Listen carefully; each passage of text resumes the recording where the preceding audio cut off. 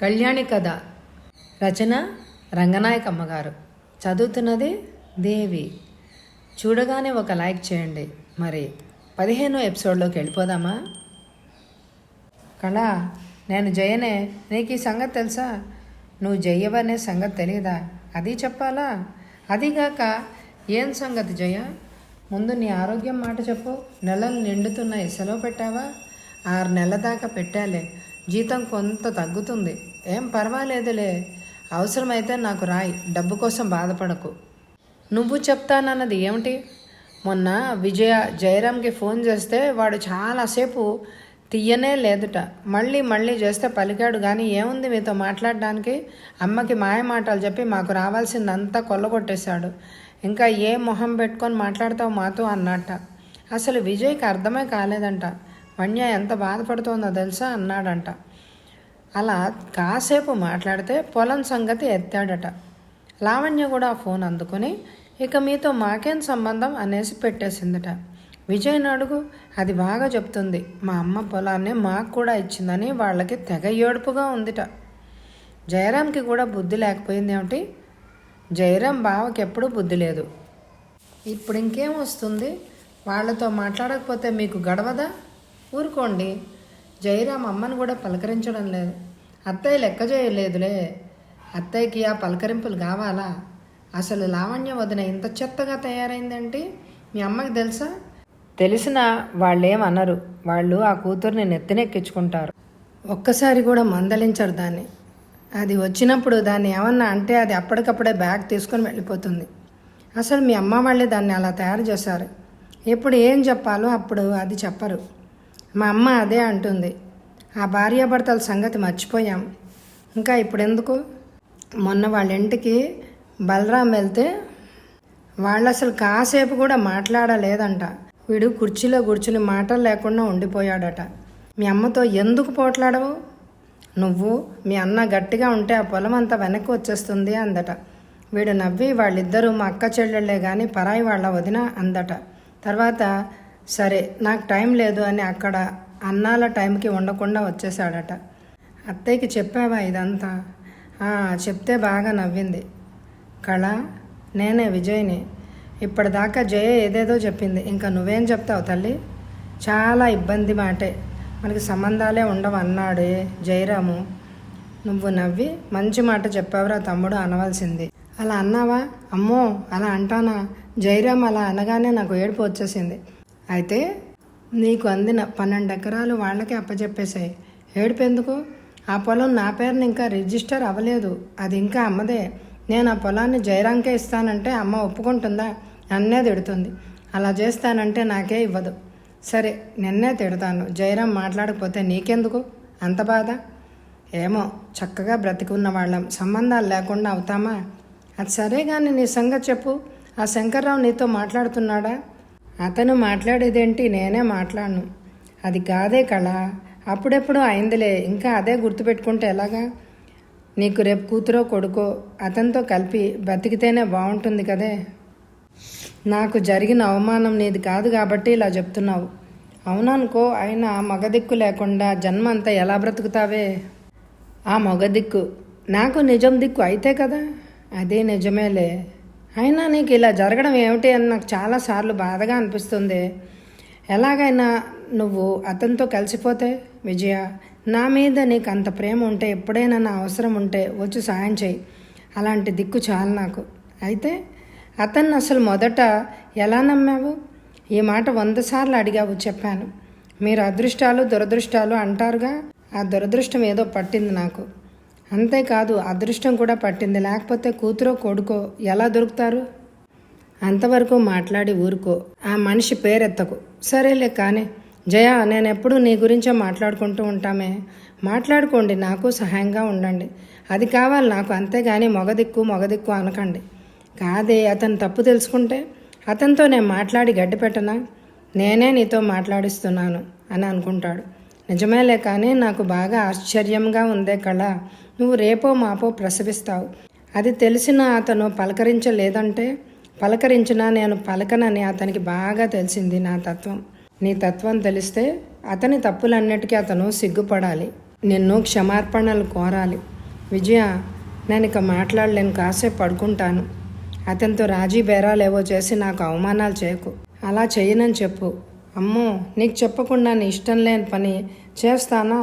ఇక ఆపేస్తున్నాను. కానీ ఒకటే చెప్పు, నీకు కూతురు కావాలా, కొడుకు కావాలా? నా పొట్టలో ఎవరుంటే వాళ్లే కావాలి. ఒక్కసారి దండం పెట్టుకోవే దేవుడి పటాలకి, ప్రసవం తేలిగ్గా జరుగుతుంది. నోరు మూసుకో, మళ్ళీ ఎత్తకు. విజయ్ నవ్వుతూ ఆపేసింది. కళ్యాణి మంచం మీద వాలింది. జ్యోతి, నాకు కొంచెం కాఫీ ఇస్తావా? కాఫీ తాగొద్దన్నారు కదమ్మా డాక్టర్ అమ్మ. పాలే తెస్తాను. డాక్టర్ అమ్మకి చెప్పొద్దు, కాఫీయే తాగి రోజు పాలే తాగుతున్నా అని చెప్పు. నువ్వు అలా చెప్పినా నేను కాఫీ ఇవ్వను. అయితే నేనే కాఫీ చేసుకుంటాను. కాఫీ పౌడర్ ఎప్పుడో పారేలేదు కానీ ఉమా మేడంకి ఇచ్చేసా. నీకు పాలే తెస్తుంది. ఇది తాగితే తాగు, లేకపోతే నోరు మూసుకొని పడుకో. పాలు వద్దు కానీ ఏదైనా పాట పాడు. పాట ఎత్తుకోకుండా జ్యోతి వంటింట్లోకి పరిగెత్తి కాఫీయే తెచ్చింది. దీదీ, నీకు ఇష్టమైందే నువ్వు తాగాలి, కొంచెమే ఇచ్చా. పాపాయికి కూడా నీ పొట్టలో కాఫీయే అలవాటైపోతుందేమో దీదీ. అయితే మంచిదే, నువ్వు నేను పాపాయి ముగ్గురం కాఫీయే తాగొచ్చు. నేను మానేసి ఆ పాలే తాగుతున్నా. నీ ఇష్టం అది. నా ఇష్టం కాఫీయేగా. మరి పాపాయి ఇష్టం ఏంటో ఎలా తెలుస్తుంది? దాని నోట్లో కాఫీ కొంచెం పోద్దాం, అది తాగుతుందో లేదో చూద్దాం. పాపాయి కాదనుకో, అప్పుడు అబ్బాయి అయితే ఎవరైనా ఒక్కటే. కాఫీ చుక్కలు పోద్దాం. కళ్యాణి ఆ కాఫీ ఇష్టంగా చుక్క చుక్క చొప్పున తాగింది. జ్యోతి, నువ్వు లేకపోతే నేనేమైపోదునోనే? ఏమీ అయిపోవు. నువ్వు లేచి చెంబుడు కాఫీ పెట్టుకుంటావు. నేను లేకపోతే అదంతా నువ్వే తాగుతావు. అమ్మో, అలా అనకు. నువ్వు లేకుండా నేలెలా తాగుతాను? ఆ చెల్లి, నీకు మాట చెప్పనా, గుర్తొచ్చింది. నా చిన్నప్పటి సంగతి చెప్తా. మా అక్కకి రోజు కాఫీయే. చిక్కటి పాలలో మా అక్కకి, మా నాన్నకి, మా అమ్మకి కాఫీ ఎలా ఇచ్చేదో తెలుసా? మా అక్కకి గాజు గ్లాసుతో ఆ గ్లాసును ఒక గిన్నెలో పెట్టి ఇచ్చేది. దానికి రోజు అలాగే. నేనేదో చెద్దన్నంలో పచ్చడి మెతుకులు వేసుకొని తినేసి లెక్కలో నా చేతి వ్రాతో రాసుకుంటూ కూర్చునేదాన్ని. మా అక్క ఏది రాసుకోదు. ఒక్కొక్క రోజు జ్వరం వచ్చేసిందని బడికే రాకుండా గ్లాసుడు కాఫీ తాగేసి పడుకునేది. ఎప్పుడన్నా బడికి సెలవైతే నేను ఇంట్లోనే ఉంటా కదా, అప్పుడు నేను కూడా మా అమ్మని నాకు కూడా కాఫీ అని అడిగేదాన్ని. వారం వారం కాదు. అప్పుడు అసలు కాఫీ ఇష్టం లేదు. అయినా మా అక్క చక్కగా తాగుతోందని అలా అడిగేదాన్ని. ఏ నెల్లాళ్ళకో ఒకసారి మా అమ్మకు నాకు ఎలా ఇచ్చేదో తెలుసా? ఒక్క చుక్క పాలు పోసి ఉత్త నీళ్ల కాఫీ ఇచ్చేది. అందులో అసలు పాలే లేవని నాకు తెలిసిపోయేది. నాకు నీళ్లే ఇచ్చావని మా అమ్మ మీద పడి చీర లాగేసి పోట్లాడేదాన్ని, ఏడ్చేదాన్ని. ఆ కాఫీని వాకిట్లో పారబోసేదాన్ని. అప్పుడు అమ్మ నా వీపు మీద బాధేసేది. మా నాన్నకు చెప్పేది, దీనికి భయం భక్తి లేదు, నన్ను చంపేస్తోంది, నువ్వు బయటికి పోతావు, దీని అల్లరి నీకేం తెలుస్తుంది, పాలు చాలా లేదని కాఫీ పారబోసింది చూడు అని మా నాన్నతో చెప్పేది. మా నాన్న నాకు భయం నేర్పాలనుకునేవాడు. చిన్న కర్ర పట్టుకుని ఇంత అల్లరి చేస్తావా అని కర్రతో కొట్టేవాడు. ఆ పూట అన్నమే తినేదాన్ని కాదు. కళ్యాణి అలా చెప్తూ ఉంటే కళ్ళు తడితడిగా అయిపోయాయి జ్యోతికి. జ్యోతి అయితే గట్టిగా ఏడ్చేసేది. దీదీ, నీకు పాలతో పాటే కాఫీ తెస్తా, మళ్ళీ తెస్తా అని వంటింట్లోకి పరిగెత్తపోయింది. వద్దొద్దు, ఇప్పుడొద్దు, సాయంత్రం ఇద్దుగానిలే, పొట్లో పాపాయికి కాఫీ మళ్ళీ అలవాటైపోతుంది అంటే జ్యోతి కళ్ళు తుడుచుకుంటూ కూర్చుంది. దీదీ, ఇంకా చెప్పు, మీ అమ్మ మంచిది కాదా అంటుంది. మంచిదేలే, నాకు జ్వరం వస్తే నా కాళ్ళు చక్కగా నొక్కేది, ఎంత మంచిది. అయితే నేను నీ కాళ్ళు నొక్కుతాను కాసేపు. వద్దన్నా వినకుండా జ్యోతి కాసేపు దీది కాళ్ళు నొక్కుతూ ఉంది. జ్యోతి పెద్దయ్యాక మా అమ్మతోటి నాన్నతోటి కూడా అనేదాన్ని, మీరు నాకు చిక్కటి కాఫీయే ఇవ్వలేదు, యాపిల్ పండు ఇవ్వలేదు, అది ఇవ్వలేదు, ఇది ఇవ్వలేదు అనేదాన్ని. వాళ్ళు ఏమంటారో తెలుసా? ఇంట్లో అందరికీ చిక్కటి కాఫీ పాలు ఉంటాయా? పెద్దదేమో పాలు లేకపోతే తాగదు, నువ్వు ఏదైనా తాగుతావు, ఏది పెట్టినా తినేస్తావు, నువ్వు దానికి లాగా కాదుగా అనేవాళ్ళు. ఇప్పుడు అడిగినా అలాగే అంటారు. అవును, నీకు సరిగ్గా పెట్టలేదు, తప్పు చేశామని మాత్రం అనరు. ఒకసారి మా నాన్న ఏమనేవాడంటే, 2 పిల్లలు దండగా, 2వ పిల్ల కూడా ఉంటే పెద్ద పిల్లకి అన్యాయం చేస్తాం, దానికి అన్నీ తగ్గిపోతాయి, ఒక్క పిల్ల అయితే బాగా చూసుకోవచ్చు అనేవాడు. చుట్టాలతో కూడా అలాగే చెప్పేవాడు. ఎవరికన్నా ఒక్క పిల్ల పుడితే రెండోది వద్దు అని వాళ్ళకి సలహాలు ఇచ్చేవాడు.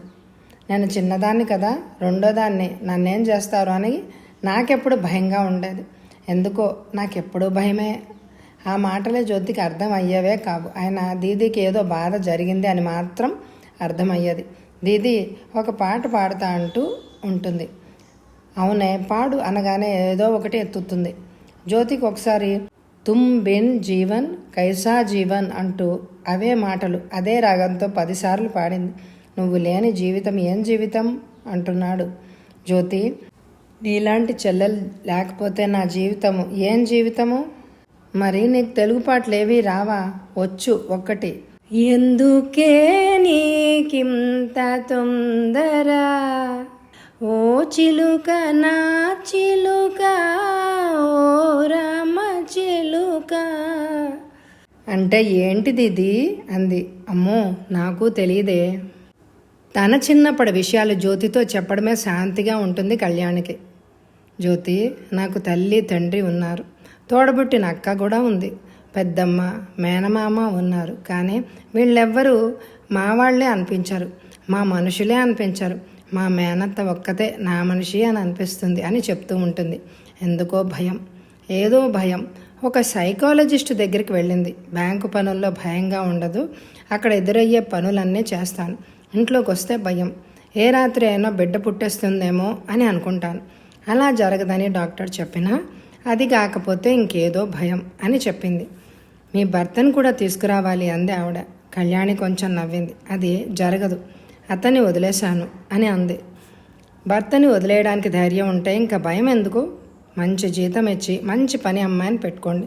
బిడ్డ పుట్టినప్పుడు తర్వాత కొనే పనుల కోసం ఇంకో మనిషిని కూడా పెట్టుకోండి. మీలో న్యాయం ఉంది, భయపడే పరిస్థితులు ఏమీ లేవు అంది సైకాలజిస్టు. ఆ బోధన కొంచెం పనిచేసింది. రేపు బిడ్డ పుడితే ఇంటి పనుల కోసం జ్యోతి ఉన్నా ఇంకో పని మనిషి కోసం చూస్తూ ఉండేది కళ్యాణి. బ్యాంకులో పాత కస్టమర్ కనపడితే పని మనుషుల గురించే అడిగేది. జ్యోతి గట్టిగా చెప్పింది, ఇది పాపాయి ఉయ్యాల్లో నిద్రపోతూ ఉంటే నేను ఇంటి పనులు చకచకా చేసుకోగలను, ఇంకెవ్వరు వద్దు. మాటలు ఎక్కువైతే పాప నిద్రపోదు, నాకు తెలుసు అంటుంది. అంత అవసరమైతే దొరుకుతారు అని కళ్యాణి కూడా ఊరుకుంది. అత్తగారు 6 నెలలకు ఒకసారి పిలిచి, నీకు తెలివితేటలే లేవు, అందుకే శంకరం అలా దూరంగా ఉండిపోయాడు. ఆ మాటలు అనడానికే ఆ పలకరింపు. ఆరోగ్యం ఎలా ఉంది అని మాత్రం ఎప్పుడు అడగదు. జ్యోతికి ఎంత జీతం అని మాత్రం ప్రతిసారి అడుగుతుంది. మొదటిసారి మాత్రమే చెప్పింది కళ్యాణి. అది నన్ను ఎంత ఇమ్మని అడగలేదు, నేను ఇంత ఇస్తాను అని చెప్పలేదు. అయినా దాని పేరున ఒక అకౌంట్ పెట్టాను, అందులో నెల నెల నేను కొంత వేస్తూ ఉంటాను. దానికి అది తెలుసు. అలా వద్దు, నన్ను నీ చెల్లెలుగా చూడు దీది అంటుంది. ఇక ఆ డబ్బులు లెక్కలు ఉండవు అని చెప్పింది కళ్యాణి. ఆ అక్క, ఒక్కసారి నీకు వేరే వాళ్ళు దొరుకుతారు, ఆ జ్యోతిని నా దగ్గర పంపించు అంది. జవాబు చెప్పకుండా ఫోన్ ఆపేసింది కళ్యాణి. మళ్ళీ మళ్ళీ మోగినా ఎత్తలేదు. దీపక్ అనే 25 ఏళ్ల కార్పొరేట్ కుర్రాడు ఒక పని కోసం పరిచయమై ఇక అప్పటి నుంచి ఎంతెంత సహాయాలైనా చేస్తూనే ఉన్నాడు. బయట నుంచి సరుకులు కొని తెచ్చి పెడతాడు. అతనికి ఇచ్చిన డబ్బు అతను అడగకుండానే ఇచ్చినా అది ఏమాత్రం ఎక్కువ కాదు. ఇంతెందుకు దీది నవ్వుతూ తీసుకుంటాడు. ఏ అవసరానికైనా అతనికి ఫోన్ చేస్తే వచ్చి వాలిపోతాడు. అతని తల్లిదండ్రులు కూడా అలాగే ఫోన్ చేయగానే పలుకుతారు. కళ్యాణి సీమతో అంటుంది, నాకు మగదిక్కు దొరికాడండి అని. ఏదైనా పని చేయవలసి ఉంటే ఆ పని చేయవలసిన ఉద్యోగులుగా ఉన్నవాళ్ళు ఆ పనిలో ఎంతో కొంత భాగాన్ని ఎగ్గొట్టడానికే చూస్తారు. అలా ఎగ్గొట్టే వాళ్ళలో బ్యాంకులో అయితే క్లర్కులు ఎగ్గొట్టలేరు. కాస్త పై స్థాయి ఆఫీసర్ల స్థాయికి పోయిన వాళ్ళ జబ్బది. ఒకళ్ళు ఎగ్గొట్టే పనిని తోటి వాళ్ళు చేయవలసిందే. కళ్యాణి బ్యాంకుకి వెళ్లకుండా సెలవులో ఉంటే జ్యోతితో రోజంతా కబుర్లే. కానీ మీ అమ్మ గుర్తుందా నీకు అని మొదట్లో అడిగేది, కానీ తర్వాత మానేసింది. జ్యోతి, నువ్వు దొరక్కపోతే నీ పాట లేకపోతే నేనేమైపోయేదాన్నో అంటుంది. కాఫీ గ్లాసు అందినప్పుడల్లా తుమ్ బిన్ జీవన్ కైసా జీవన్ అని పాడుతుంది కళ్యాణి. జ్యోతి, నీకు ఒక మాట చెప్తానే. అబ్బబ్బా, నన్ను అడిగి చెప్తావా? అడిగి చెప్పాలా? అవును, నువ్వు వింటావో లేదో. పనిలో ఉన్నావేమో. పనిలో ఉంటే ఇంకా బాగా మాట్లాడుకోవచ్చు. అయితే వింటావు కదా? మళ్ళీ అదే మాట. వినను దీది, వినను. వినకపోయినా సరే చెప్తా. మనకి 4 నెలల తర్వాత చిన్న పాపాయి పుడుతుంది కదా. 2 తప్పులు 4 నెలల తర్వాత కాదు, 3 నెలల తర్వాత. రెండో తప్పు మనకి కాదు, నీకు. పుట్టడం అలాగేలే. ఆ పాపాయి మన ఇద్దరిది కదా, ఇద్దరు కలిసి పెంచుకుంటాం కదా, అందుకని మనకి అన్నాను. అయినా తప్పే, మన ఇంట్లో పుడుతుంది అనాలి. పాపాయి అని ఎలా చెప్తావు? అది డాక్టర్లే చెప్పలేదన్నారు. అబ్బాయిని కూడా పాపాయే అంటారు. అవును దీది, బాగుంటుంది. నేను అలాగే అంటాను. మగపిల్లల్ని కూడా ఆడపిల్లల్ని పెంచినట్టే పెంచాలి. అందుకే అబ్బాయి అయినా పాపాయి అనే పిలుద్దాం. అయ్యయ్యో, నీకేం తెలియడం లేదు. ఆడపిల్లల్ని పిరికివాళ్ళుగా పెంచి మగపిల్లల్ని పొగరుబోతులుగా పెంచుతున్నారు కదా ఇప్పుడు. ఆ పెంపకాలు రెండు తప్పే కాబట్టి ఇద్దరిని సమానులుగా పెంచాలి కదా. అదే చెప్దామని మొదలుపెట్టాను. చెప్పనిస్తావా అసలు? దీది, నీదే తప్పు. మొదటే చెప్పేస్తే నేను హాయిగా వినేసేదాన్ని కదా. సరే, తప్పు నాదే. తప్పు చేస్తే ఒప్పేసుకోవాలి. అసలు ఏం చెప్పాలనుకున్నాను అంటే, మనం పాపాయిని ఒక దెబ్బ అయినా కొట్టకూడదు. పాపాయిని దెబ్బలెందుకు కొడతాం? పిచ్చా నీకు? అయితే నీకు మళ్ళీ గుర్తు చేస్తా నా తల్లిగారి తండ్రిగారి సంగతులు అంటూ అవన్నీ చెప్పుకొచ్చింది మళ్ళీ. మన పాపాయిని మాత్రం చక్కగా వినేలాగా పెంచుకుందాం, దెబ్బలు కొట్టకుండా.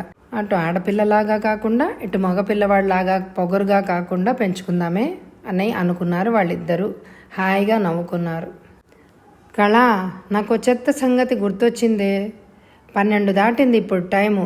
అసలు టైం ఎంతైందో తెలుస్తోందా? అందుకే మరి ఇప్పుడు గుర్తొచ్చింది. నువ్వు ఇంకా నిద్రపోలేదా? జ్యోతి తన పాటలేవో పాడుతూ దానికి నా కబుర్లేవో చెప్తూ ఉంటే ఇప్పుడే చూశాను టైం. నీకు నిద్ర పట్టడం లేదా? ఉష చేసింది ఇందాక, దానికి జ్వరమట. అయ్యో, తగ్గిందా లేదా? అంత లేదులే, తగ్గిందని చెప్పిందిలే. నువ్వు చెప్పాలనుకున్న చెత్త సంగతి ఇదేనా? అబ్బే, ఇది కాదే. జ్వరం అంటే అదేం చెత్త? పూర్వం రోజుల్లో వదిలేసిన వాడి కొంపలో ఉండేదాన్ని కదా, ఆ చెత్తే వచ్చింది గుర్తు. అందుకే ఇప్పుడు హాయిగా పాటలు విను. జ్యోతి పాడుతుంది నీకోసం. సరేలే, చెప్పు ఆ చెత్త ఏదో అంటూ ఆమె వాడితో జరిగిన కొన్ని చెత్త సంఘటనలు గుర్తు చేసుకుంది కళ్యాణితో.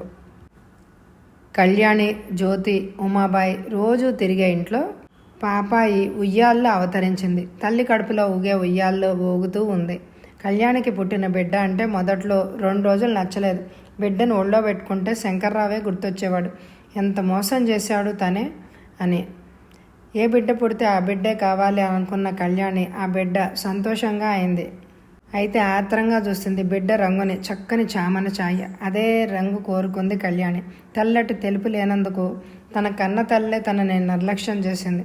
తన బిడ్డకి తన రంగే రావాలి. తెలుపు, పసుపు, ఎరుపు ఏది అక్కర్లేదు. మగబిడ్డే గొప్ప అని లేదు, ఆడబిడ్డే నలుపు రంగే. ఈ పాప ఎంత విచిత్రంగా వచ్చింది నా కడుపులోకి అని అనిపించేది ఎప్పుడూ మొదట్లో. తర్వాత ఎలాగో అలా ఆ ఆలోచన తగ్గిపోయింది. ఆ పాపాయి తల్లి వెంట ఆసుపత్రి నుంచి ఇంటికి చేరినప్పటి నుంచి పాపాయి స్నానం కోసం పనులన్నీ 2-3 రోజులు ఉమాబాయి చేసింది. కానీ తర్వాత నుంచి ఆ పనులన్నీ కళ్ళ తల్లివే. ఆ శిశువుకి నీళ్లు పోయాలంటే కాళ్ళ మీద పడుకోబెట్టుకుని సున్నిపిండి నెమ్మదిగా తోమి ఆ తర్వాత గోరువెచ్చని నీటితో పాపాయి ఒళ్ళంతా కడగాలి. కళ్యాణి చేతికి గోరువెచ్చటి నీటిని వెంటనే అందించేది జ్యోతి. ఇద్దరూ కలిసి పాపాయికి స్నానం పూర్తి చేశారు. తర్వాత మెత్తని బట్టలతో నెమ్మదిగా తుడిచి తర్వాత పాపాయిని ఒళ్ళో పడుకోబెట్టుకొని పాలిచ్చి అప్పటికే నిద్రపడ్డ శిశువుని ఉయ్యాల్లో పడుకోబెడితే ఇక శిశువుకి 4 గంటలే నిద్ర. లేచాక మళ్ళీ పాలు తాగుడే, మళ్ళీ నిద్రే. ఆ పాపాయి రోజు కాసేపు సాయంత్రాల్లో పక్కింటి సీమ ఒళ్ళోకో, ఉమాబాయి మా అమ్మ ఒళ్ళోకో చేరుతూ ఉంటుంది. సీమ నవ్వుతూ నాకు పెళ్ళి గిళ్ళి లేకపోయినా మనవరాలు మాత్రం పుట్టేసింది అంటూ ఉంటుంది. పాపాయి పుట్టిన వారం దాటాక ఈ వార్త ఎవరికి చెప్పాలి అనే ప్రశ్న తలెత్తింది సీమకి. ఎవరికో ఎందుకు, ఎవ్వరికీ వద్దు అంది పాపాయి అమ్మ.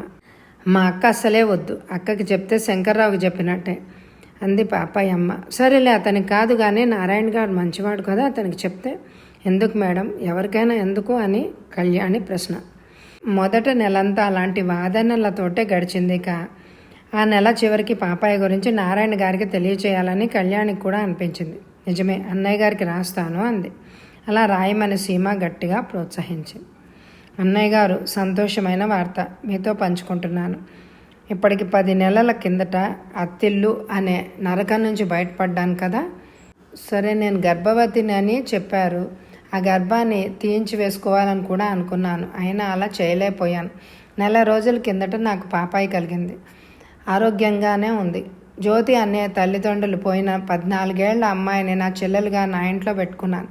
నా కూతురు నాకు ఎంత స్వంతమో ఆ అనాథ జ్యోతి కూడా నాకు సోదరిగా అంత స్వంతమే.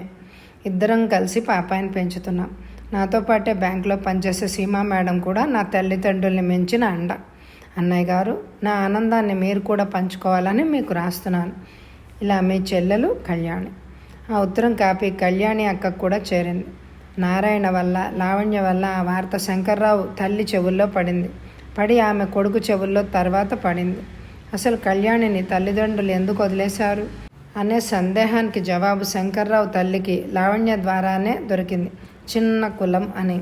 అప్పటికే కళ్యాణి శంకర్రావుతో తెగతెంపులు చేసేసుకుంది కాబట్టి ఇంకప్పుడు ఏ నిజం తెలిస్తే మాత్రం పోయేదేముందిలే అన్నట్టు లావణ్య తమ తల్లిదండ్రులకు కళ్యాణి పెళ్లి మీద అయిష్టం ఎందుకో ఆ విషయం శంకర్రావు తల్లికి చెప్పేసింది. మీ భర్త గారి కులం మీ కులం కన్నా తక్కువే అట కదా అంటే శంకర్రావు కులం తక్కువే కదా, అలాంటి సంబంధం వద్దని మా నాన్న పట్టుబట్టినా మా కళ్యాణి వినలేదు. నాకు కులాల పట్టింపు లేదు అని తన ఇష్టంతో తను నడిచింది అని కారణం చెప్పింది. అయితే ఇప్పుడెందుకు శంకరాన్ని వదిలేసింది నీ చెల్లెలు? అదేంటో నాకు సరిగ్గా చెప్పిందా? అది అసలు నాతో ఎప్పుడు కానీ మాట్లాడదు. తను గొప్ప చదువుగత్తెనని అనుకుంటుంది. తను ఇప్పుడు కూతుర్ని కన్నది అంటే అది కులం తక్కువ వాడి వల్లేగా. ఆ పుట్టిన బిడ్డ కూడా కులం తక్కువ పిల్లే అవుతుందిగా. అంతేలేండి, కానీ దానికి ఆ తేడాలు లేవు. తేడా లేకపోతే ఇక్కడ మర్యాదగానే ఉండేది. అలా ఎందుకు పరిగెత్తుతుంది? శంకర్రావు బిడ్డని అదే పెట్టుకొని కూర్చుంటుందా? మా పిల్లని మేము తెచ్చుకుంటే దాని బడాయి బాగా దిగుతుంది. లావణ్య బాగా నవ్వింది. పిల్లని మీరు తెచ్చుకుంటే దాన్ని పెంచే గొడవ తగ్గి అది సుఖంగా బ్రతుకుతుంది. నీ చెల్లెలైనా నువ్వు వెనకేసుకురావు. ఉన్నమాట ఉన్నట్టు అనేసావు. నీ గుణం నీ చెల్లెలకి రాలేదు. ఆ పిల్లని మీరు తెచ్చేసుకుంటే ఇంకా దానికి అడ్డేముంది? ఎవడో ఒకడు దానికి దొరుకుతాడు, వాడిని చేసేసుకుంటుంది. పిల్ల దాని దగ్గరే ఉంటే దాన్ని ఎవడు చేసుకుంటాడు? ఎవ్వడు చేసుకోడు. దానికి మళ్ళీ పెళ్లి కాకుండా ఉంటే కొన్నాళ్ళకి తప్పకుండా శంకర్తో కలుస్తుంది. మీరు ఆ పిల్లని తెచ్చుకునే పని పెట్టుకోకుండా ఆంటీ. ఇదేంటమ్మా నువ్వు ఈ మధ్య ఆంటీ అని మొదలుపెట్టావు? ఇప్పుడు అందరూ అలాగే అంటున్నారు కదా ఆంటీ. అయితే ఆ పిల్ల మా పిల్లే కదమ్మా, దాన్ని తెచ్చుకోవద్దంటావా? అసలు ఎలా తెచ్చుకుంటారంటే అదెంత పని? ఒకసారి కారుతో వెళ్తాం, పిల్లని చూస్తాం అని ఎత్తుకుంటాం, కారులో ఎక్కువ వచ్చేస్తాం. ఏం చేస్తుంది నీ చెల్లెలు? పిల్లకి తల్లిపాలు లేకపోతే ఎలాగా? ఏముంది, పోతపాలు పోస్తాం. ఈ మాట నీ చెల్లెలకి చెప్తావా ఏంటి? అబ్బే, నేనెందుకు చెప్తాను? అది పిల్లని మీకు ఇచ్చేయడం నాకు ఇష్టమే. అసలు కులం తక్కువ పిల్లని కళ్యాణి పెంచడం ఎందుకు?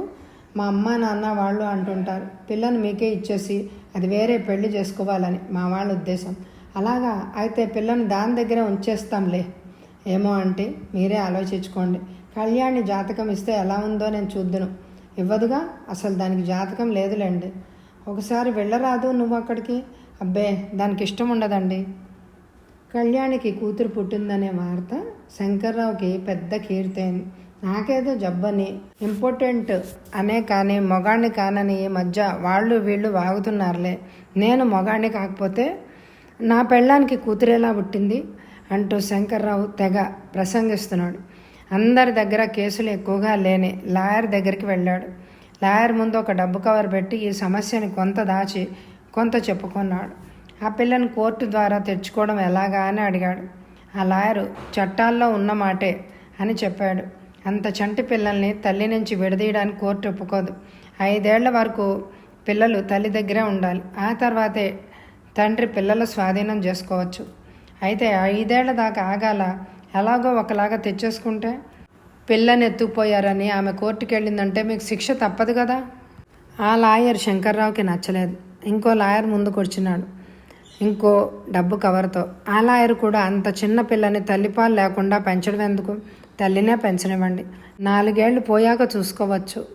అసలు మీరు ఆమెతో సామరస్యంగా ఉండరాదు అన్నాడు. అబ్బే, ఆ మనిషి అలాంటిది కాదండి. ఫోన్లలో దగా మాటలు మాట్లాడితే నమ్మేసి కట్నాలు కానుకలు లేకుండా పెళ్లి చేసుకున్నాను. చివరికి ఇలా అయింది. నన్ను అసలు దగ్గరికే చేరనివ్వదు సార్. మరి ఆ కూతురు ఎలా? పెళ్లి తర్వాత 1-2 రోజులు ఏదో జరిగిందిలేండి.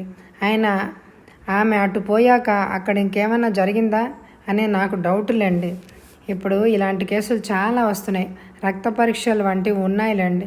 అవెందుకులేండి, సూది కోసం సోదికి వెళ్తే పాత రంకు బయటపడిందని ఇంకేదో బయటపడుతుంది. అసలు ఇప్పుడు జడ్జీలు ఎలా ఉన్నారంటారు, వాళ్ళు మాత్రం ఎలా ఉంటారు? పెద్ద పెద్ద ఆస్తి కేసులు అయితే వాళ్ళకు ముట్టేదేమైనా ఉంటే జడ్జీలు కూడా దారి తప్పుతారు, కానీ ఇలాంటి చిట్టి పొట్టి కేసుల్లో చట్టాల్లో ఉన్నట్టే చేస్తారులేండి. నెల రోజుల పిల్లేగా, కొన్నాళ్ళు ఊరుకోండి. మూడో లాయర్ ఆఫీస్లో ఉండే జూనియర్ లాయర్ని కూడా కలిశాడు శంకర్రావు. అక్కడ కూడా అవే జవాబులు. కొన్నాళ్ళు ఆగండి. శంకర్రావు తల్లికి శంకర్రావుకి ఆ చంటి పిల్లని ఎత్తుకురావాలనే ఉత్సాహం తగ్గింది. కొన్నాళ్ళు ఆగాలనే అనుకున్నారు.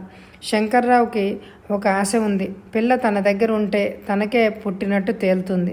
తన పురుషుణ్ణి అని చుట్టాల్లో, బంధువుల్లో, ఇరుగు పొరుగులో నమ్మకం కలుగుతుంది. కావాలంటే మంచి కట్నంతో రెండో పెళ్ళి ఎక్కువ ఘనంగా చేసుకోగలనని అతని ఆలోచన. తన భార్య తన పెద్ద బావగారితో మాట్లాడుతుందని తెలుసు, కానీ ఆయన కొరకరాని కొయ్య. ఏ తప్పు మాట చెవిన పడనివ్వడు. తన అన్నం పళ్ళెంలో పెళ్ళాన్ని అయినా చెయ్యి పెట్టనివ్వడు. బావగారి గుణం తెలిసిన ఆయనతో శంకర్రావు ఒక్క మాట అని చూశాడు. బావగారు, ఆమె మీ మాట వింటుంది. ఆ పిల్లను మనకి ఇచ్చేయమని అంటే ఇస్తుంది. ఎలాగైనా ఆ పిల్ల మా అమ్మ దగ్గర పెరిగితే బుద్ధివంతురాల్లా పెరుగుతుంది. ఏమంటారు? ఆ పిల్ల మీ అమ్మ దగ్గర పెరిగితే రెండో శంకర్రావు అవుతుంది, అంతే. భలే అన్నారు. అలా పెరిగితే మంచిదేగా. ఆ పిల్లకి ఏదైనా జరిగితే అలా చేసిన వాళ్ళని కోర్టు వాళ్ళు బొక్కలో దోసేస్తారు. అంత న్యాయం ఉందంటారా కోర్టులో? శంకర్రావు ఈ అడ్డుగోల ఆలోచనలు ఎందుకు?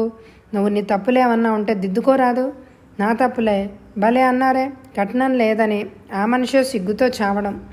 శంకర్రావు అంతా అడ్డగోలుగా మాట్లాడకు. న్యాయం కాదు. నీకు దేవుళ్ళు నమ్మకాలు ఎక్కువ. ఇంత అబద్ధాలైతే నిన్ను ఏ దేవుడు క్షమిస్తాడు? శంకర్రావు, నువ్వు అటువైపు ఏదన్నా పని చూసుకొని ఆమెతోనే కలిసి ఉండరాదు? నన్ను అసలు ముట్టుకోనివ్వదండి. ముట్టుకోకుండానే ఉండు. ముట్టుకునే మాట ఎందుకు? నీ లోపం గురించి తెలిసి కూడా ఆమె నీతో పెళ్లి కొప్పుకుంది. నాకు తెలియనట్టు చెప్తావేంటి? మొదట్లో అలా అంది, కానీ తర్వాత నన్ను చంపుకు తినదండి. ఇలాంటి వాడివా అని 100 సార్లు అనదండి. నీతో మాట్లాడలేను, నాకు టైం లేదు, ఫోన్ పెట్టేస్తున్నాను. చిన్న, నువ్వు రాసింది అందిందే. పిల్లకి ఏం పేరు పెట్టావు? అక్క పిలుపు. ఇంకా ఏం లేదు. నేను ఆలోచించాను. విఘ్నేశ్వరి అంటే ఎంతో బాగుంటుంది. తండ్రికి భక్తి ఎక్కువ. ఆ పిల్ల పేరైతే తండ్రికి బాగా నచ్చుతుంది. తండ్రి ఎవరు? ఎవడా తండ్రి? నాకు నిద్రమాత్రలు పెట్టి ఇంకేదో వాసన ముక్కుకు పెట్టి శవాన్ని చేసేశాడు. వాడా ఆ పిల్లకి తండ్రి? అలా అంటే ఎలాగే చిన్న. తండ్రి లేకుండా పిల్లలు ఎలా పుడతారు? ఏమో, ఈ పిల్లకి మాత్రం తండ్రి లేడు. తండ్రి ఉంటే నాకు తెలుస్తాడు. నా కూతురి తండ్రి లేకుండానే పుట్టింది. చిన్న, ఒక్క మాట విను. ఆ పిల్ల పెంపకం బాధ నీకెందుకు? నా కూతురు అని చెప్పుకుంటున్నాడు శంకర్. పిల్లని అతనికి ఇచ్చేస్తే తీసేసుకుంటాడు.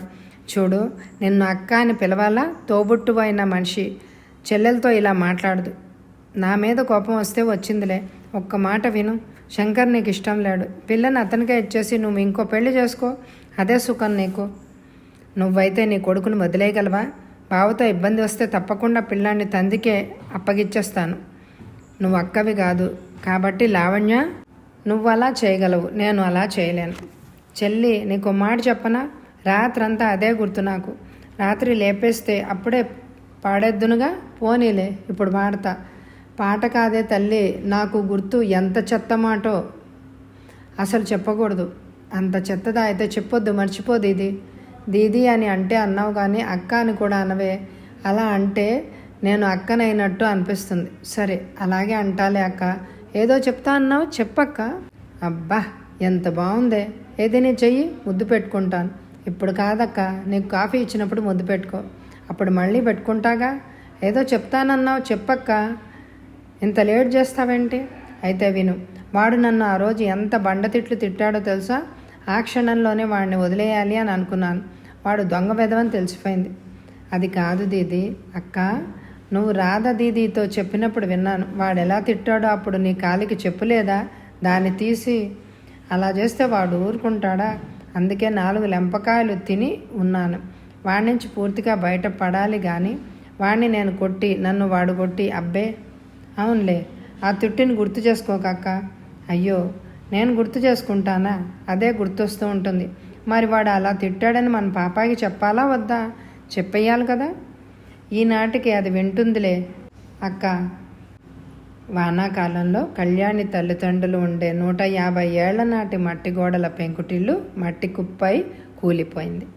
ఆ పగలంతా తుఫాను గాలులు ఆ ఇంటిని విడిచి వెళ్ళిపోవాలని అనుకున్నారు. ఇంతలో మేనత్త గొడిగేసుకొచ్చి వాళ్ళిద్దరినీ తమ ఇంటికి తీసుకెళ్ళిపోయింది. వానలన్నీ తగ్గాక ఆ ఇంటికి వచ్చి చూస్తే ఉత్త పెంకులు తప్ప మట్టి అంతా కరిగి ఎటో వెళ్ళిపోయింది. అక్కడ ఇల్లే లేదు. మరి వచ్చే ఎపిసోడ్లో కథ కొనసాగుతుంది. ఈ ఎపిసోడ్కి ఎక్కువ లైకులు ఇవ్వండి. Thank you very much my dear friends.